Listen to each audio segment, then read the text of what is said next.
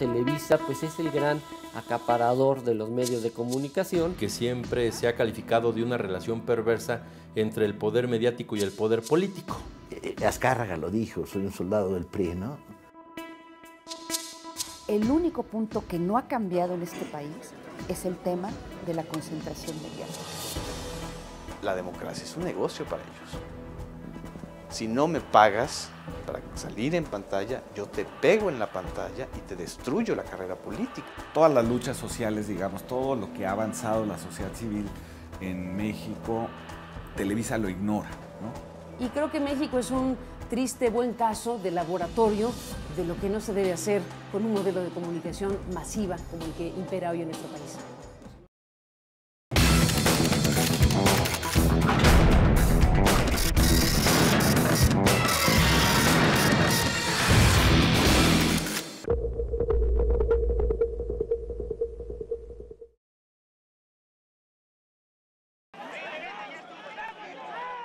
San Salvador Atenco, 2006.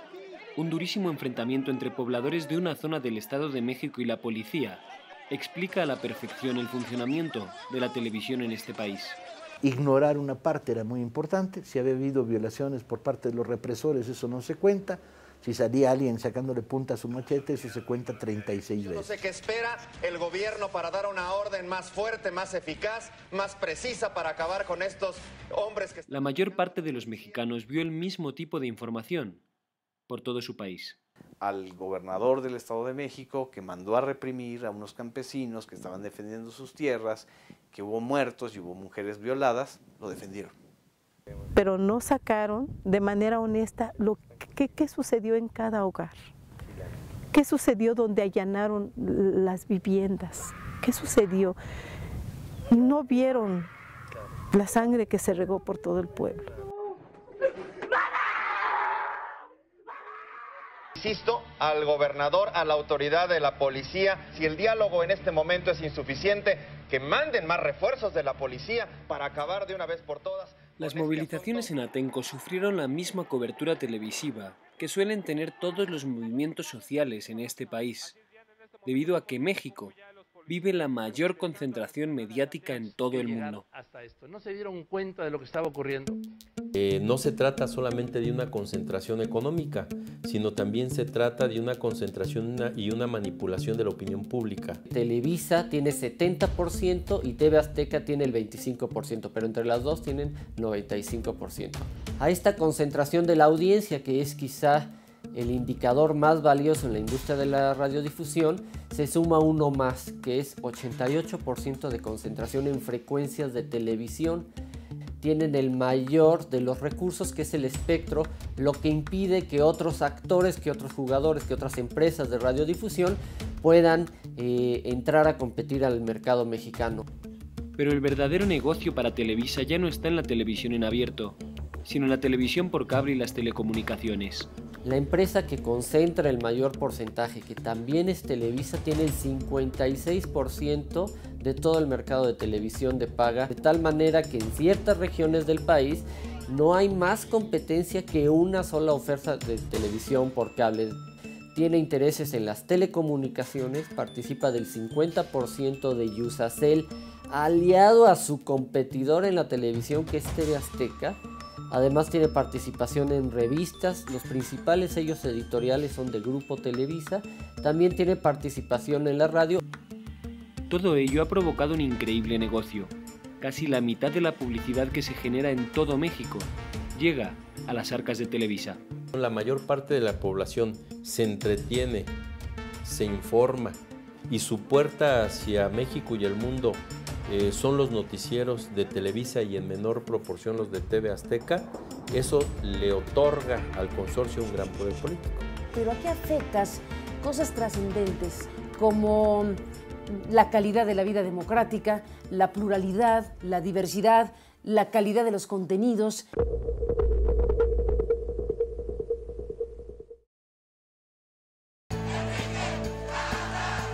No se puede explicar la llegada de Enrique Peña Nieto a la presidencia de México sin una contribución fundamental de la televisión.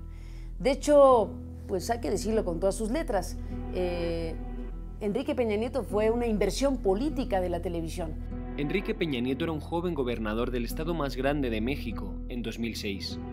El Estado de México es síntesis de la nación mexicana. Apenas conocido en el resto del país, las informaciones que llegaban le relacionaban con la corrupción de los gobiernos anteriores, como el de Arturo Montiel.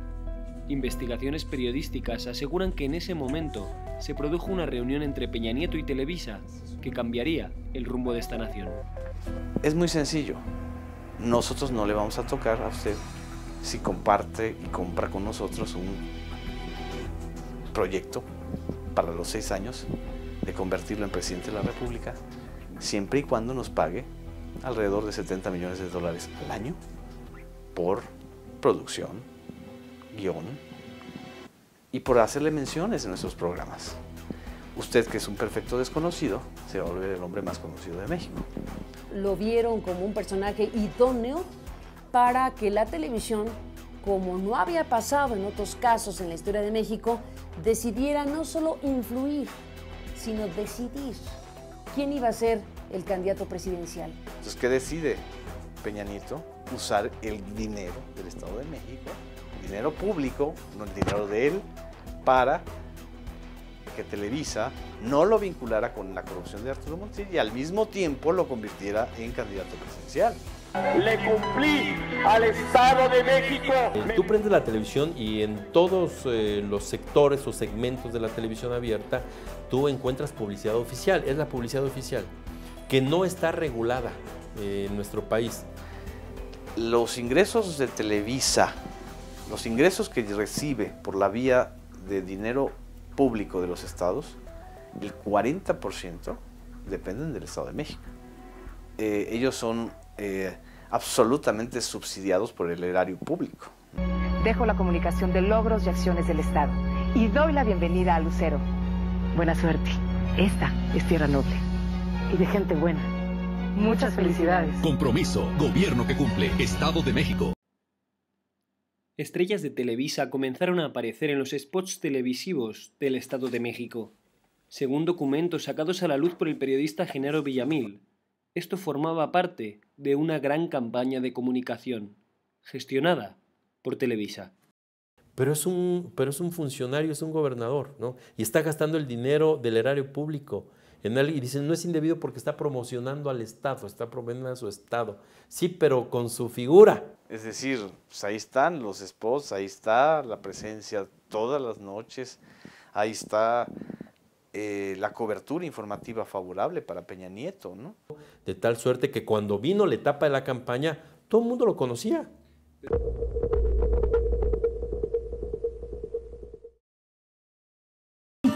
Allá muy pocos días, a 14 días, a solo 14 días. Al iniciar la campaña electoral, la presencia de Peña Nieto en los medios de comunicación continuó elevándose, en las tertulias políticas, en los análisis financieros e incluso en las revistas del corazón. Y lo casan con una actriz de telenovelas que se llama Angélica Rivera, conocida en México como La Gaviota por una telenovela de Televisa.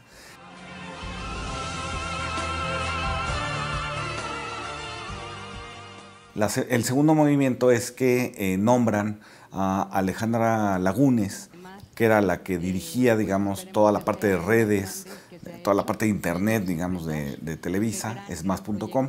La nombran directora de una cosa que ellos llaman vinculación con la sociedad. Las relaciones entre Televisa y Peña Nieto llegarían hasta el periódico inglés The Guardian, que publicaría la venta de una cobertura por parte de la televisora al mandatario, además de una estrategia para torpedear al candidato de la izquierda, Andrés Manuel López Obrador. ¿Quieres ser presidente de México? A ello se le sumarían nuevos problemas, los gastos en la campaña, programas de periodistas de Televisa que recibirían pagos de Peña Nieto sin pasar por las arcas del canal, o una supuesta doble contabilidad. Pues la ley electoral establece topes en los gastos de campaña y parece ser que estos fueron superados y que los políticos buscan siempre la manera de cubrir el tope de los gastos de campaña, pero hacen gastos colaterales que no son cuantificados y que no se sabe exactamente hasta dónde llegan. La doble contabilidad es que este pago se realiza a través de una red de empresas que se llaman brokers, con distintas denominaciones, y este dinero no ingresa directamente a las arcas oficiales de Televisa. El Poder Judicial de México validó de manera unánime la elección de Enrique Peña Nieto como presidente del país durante los sufragios del 1 de julio pasado. ¿Es válida la elección? Serían las instituciones mexicanas las que sacarían a Televisa del problema. La televisora esperó a que el Tribunal Electoral del Poder Judicial en México finalmente revisara las impugnaciones y en una muy polémica sesión simplemente las hizo a un lado y validó la elección presidencial.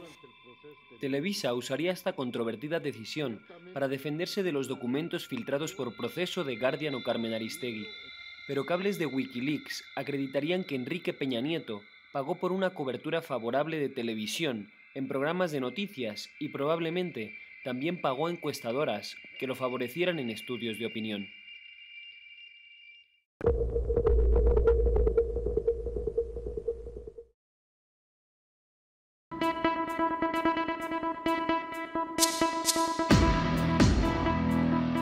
Entonces están sufriendo, no les va tan bien.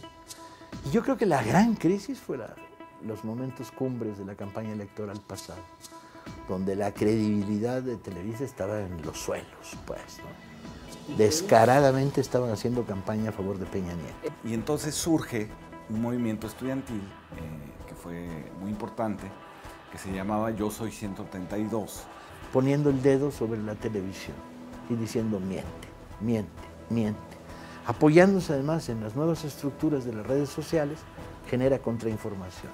Tú eres un candidato de Televisa, tú eres un represor de movimientos como el caso de Atenco. Y de repente la pérdida de credibilidad de Televisa en esos 3 meses es brutal. Finalmente Televisa, digamos, celebra el día de la elección su triunfo, anunciando los resultados antes que el mismo Instituto Federal Electoral, ¿no?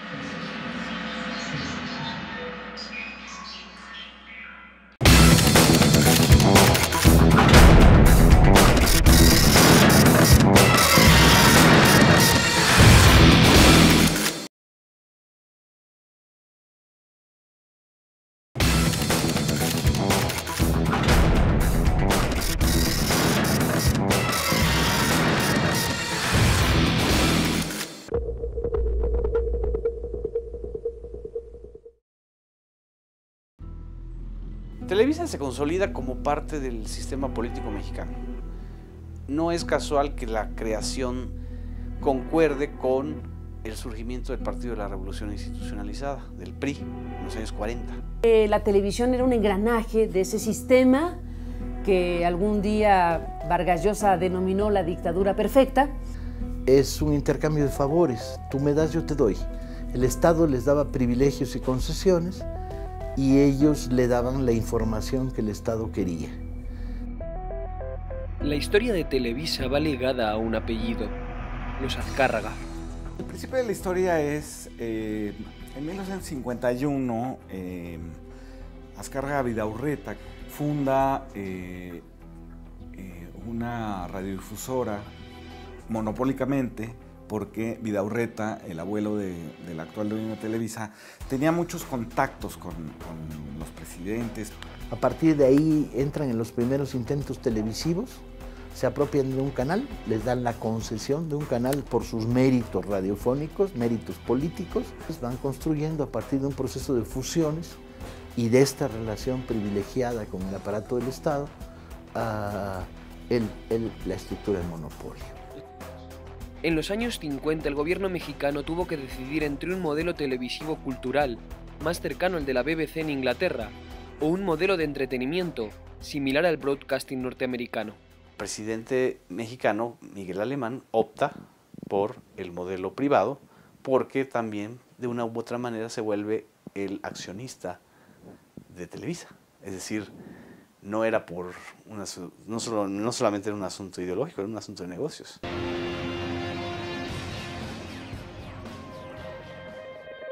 Se fue consolidando su poder a lo largo de los 50s y los 60s.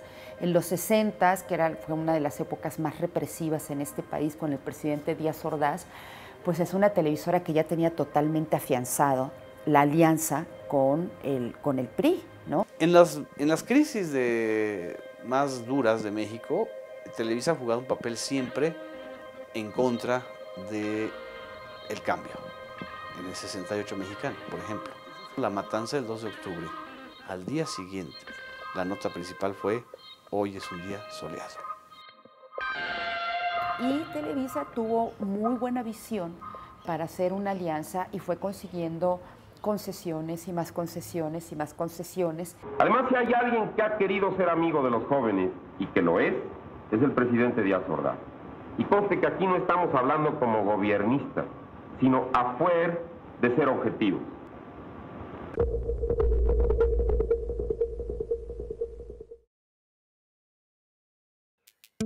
La muerte de Azcárraga Vidaurreta provocará la llegada de un hombre con el que seguirá el crecimiento de Televisa. Emilio Azcárraga Milmo, es decir, el heredero que consolida el imperio.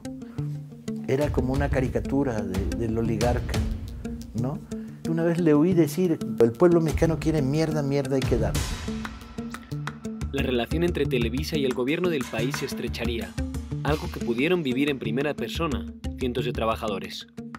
Trabajé algún tiempo en Televisa, cuando era más joven y tenía más hígado. Se mandan, digamos, los boletines diariamente de la Presidencia de la República a Televisa. 24 horas con Jacobo Zabludovsky. Pero he visto cosas verdaderamente notables. Pasar enfrente del despacho de Zabludovsky media hora antes de que empezara a generarse la información. Todos los días a las 9 de la noche el secretario de Gobernación llamaba para dar la línea política de la información de 24 horas. Que debes conservar. Mientras en esa época México apenas mantenía relaciones con las dictaduras iberoamericanas, Televisa construyó programas como la OTI, con la que consiguió acercarse a ellas. El asunto es que descansaba sobre la base del apoyo de Pinochet en Chile, de Videla en Argentina y de Franco en España. Franco estaba feliz con Televisa, incluso condecora a Azcárraga Milmo, el Tigre, por sus servicios prestados a España. La lucha contra la izquierda continuará en los años 80. El día de la elección se producirá una caída en el sistema de recuento de votos. Al reiniciar el sistema, todas las tendencias cambiaron, dando la victoria a Carlos Salinas de Gortari. Televisa apenas informaría sobre ello. Y hicieron todo para ocultar el fraude que se dio en el 6 de julio de 1988. Los intereses de esa derecha empresarial, ideológica y religiosa y pro-norteamericana pues coincidían plenamente con los intereses de la élite salinista. Es la época dorada de Televisa. Es la época en que Salinas les da 62 canales más. A cambio, Televisa apoyaría sin recelos el Tratado de Libre Comercio con Estados Unidos, las privatizaciones o la lucha contra el levantamiento zapatista.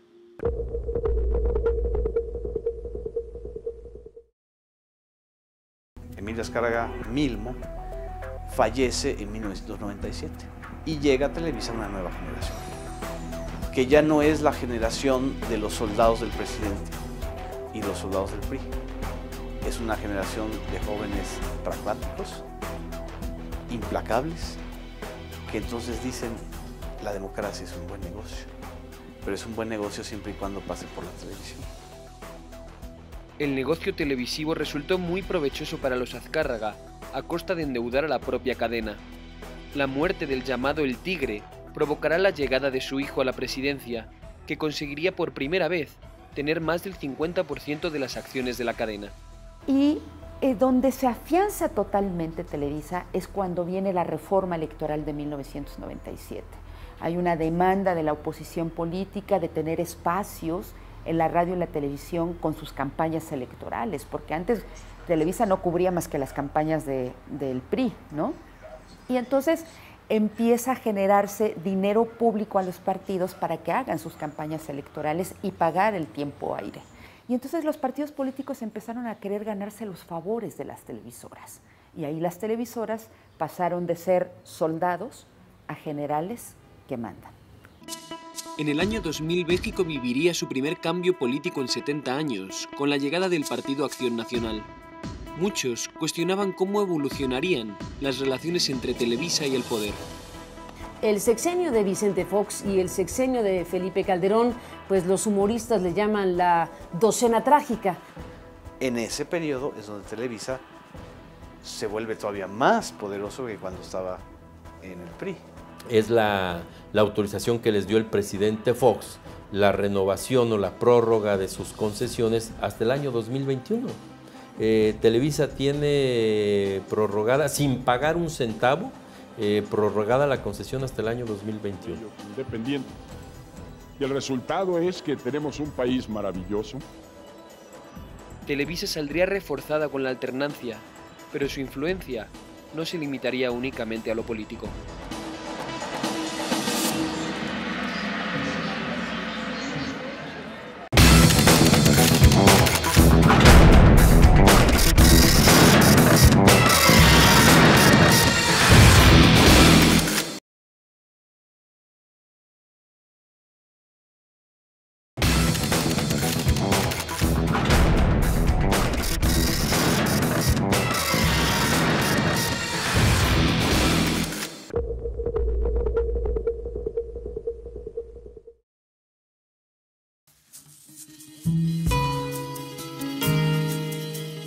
La información televisiva lleva años condicionando la percepción que los mexicanos tienen de su país. Por eso digo, es un papel de control social.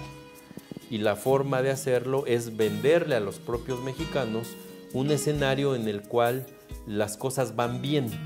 La economía va bien, la paz social está bien, hay tranquilidad. Toda la guerra contra el narcotráfico en la pantalla de Televisa fue transmitida como una especie de victoria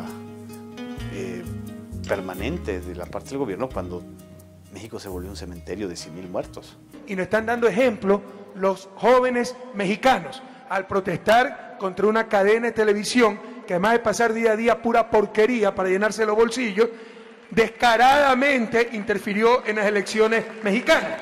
Jamás en Televisa se hablan de los proyectos alternativos latinoamericanos, ¿no? Ni de Lula, ni de Dilma, y de Hugo Chávez se habló cuando se necesitó hacer la guerra sucia contra López Obrador. Influye o ha influido en la noción de los mexicanos de que somos parte de Norteamérica y no de Latinoamérica. Monsiváis lo decía en una frase, que esta es la primera generación de norteamericanos nacidos en México. Pero sin duda el contenido más importante de Televisa ha sido el del entretenimiento.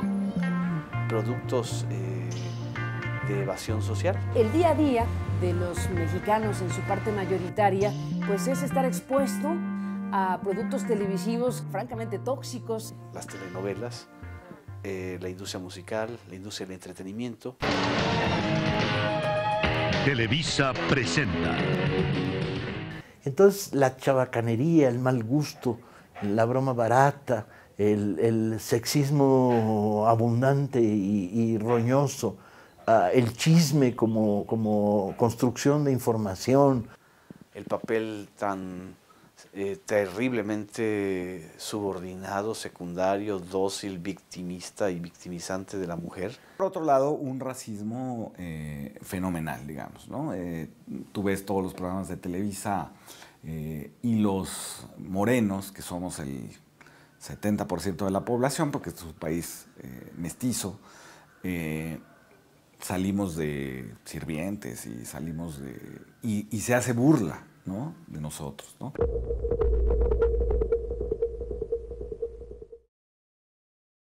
En el Consejo de Administración de Televisa están las cabezas de los principales grupos empresariales de México.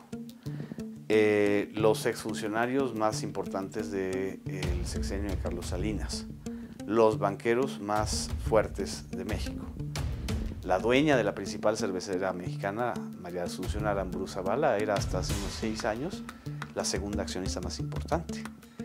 El segundo accionista más importante después de que se sale Carlos Slim es Roberto Hernández, el concesionario o el accionista del banco más grande en México, que era Banamex, Citigroup. Pedro Aspe fue presidente del Consejo de Administración de Televisa. Pedro Aspe fue secretario o ministro de Hacienda durante la época de Carlos Salinas de Gortari. Y Pedro Aspe es el verdadero cerebro de las reformas estructurales que está encabezando Peña Nieto. El alumno más aventajado de Pedro Aspe se llama Luis Videgaray. Y Pedro Aspe sigue siendo presidente del Consejo de Administración de Televisa. Las cercanas relaciones entre Peña Nieto y Televisa durante su campaña abren el camino a las especulaciones. Claro, la pregunta es, ¿y qué sucede cuando se llega al gobierno? ¿Y qué sucede con ese antecedente que hace pensar que pues, se deben favores o se tiene que pagar la factura? Precisamente en esta tierra nació una nueva forma de gobernar, basada en escuchar a la gente, en comprometerse y cumplir. El equipo de Peña Nieto no tardó en presumir de su independencia al anunciar la creación de una nueva ley de telecomunicaciones. Pero la iniciativa presentada no atacaría finalmente las tan criticadas concentraciones. Diversas informaciones indican además que incluso antes de su aprobación, el gobierno pactó con los empresarios de la comunicación los artículos de la ley. Según diversos medios, todo ello se logró gracias a la telebancada, políticos con lazos directos con las grandes televisoras. Como presidente, construir un México más grande y más fuerte. Porque está clarísimo que es una iniciativa de ley inconstitucional. Está clarísimo cómo contradice por lo menos 24 artículos de la Constitución, por lo menos. Son redacciones hechas muy a modo de los intereses de la televisión privada, o sea, de Televisa. Le regala a Televisa la posibilidad de que pueda seguir haciendo negocios en televisión restringida, que pueda seguir intacto su poder. Tú me conoces y sabes que te voy a cumplir.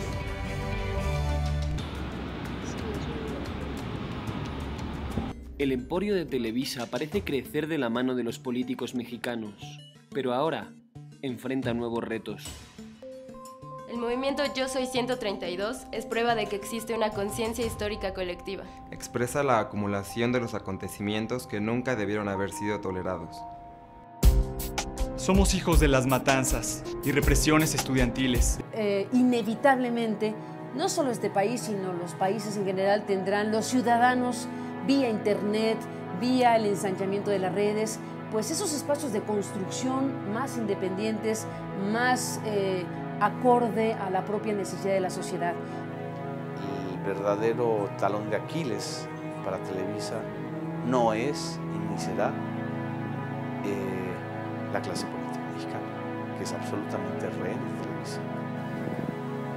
El punto de quiebre para Televisa están siendo las audiencias digitales, las nuevas generaciones. Somos aquellos que han encontrado nuevas vías de acceso a la realidad y nuevas formas de actuar. Porque ellos, generacionalmente, la televisión ya no les dice nada, ¿no? Y la pérdida de credibilidad pues, es cada vez mayor, cada vez mayor, cada vez mayor.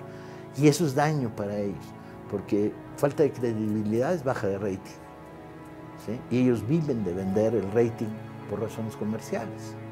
Esta generación digital, que ya no ve Televisa, que odia Televisa, que se está manifestando en contra de Televisa, que creó movimientos de disidencia, sigue siendo una élite muy pequeña. Pero es muy importante para Televisa ese 10-15% de la población, porque son los jóvenes votantes del futuro, porque son los jóvenes consumidores del futuro. Preferimos los tweets y las universidades a las noticias universales. Preferimos sumarnos a las marchas que sumarnos a otras cifras. Millones de mexicanos quieren ver a su país desde otra perspectiva, pero de momento, la fuerza de Televisa parece no tener fin.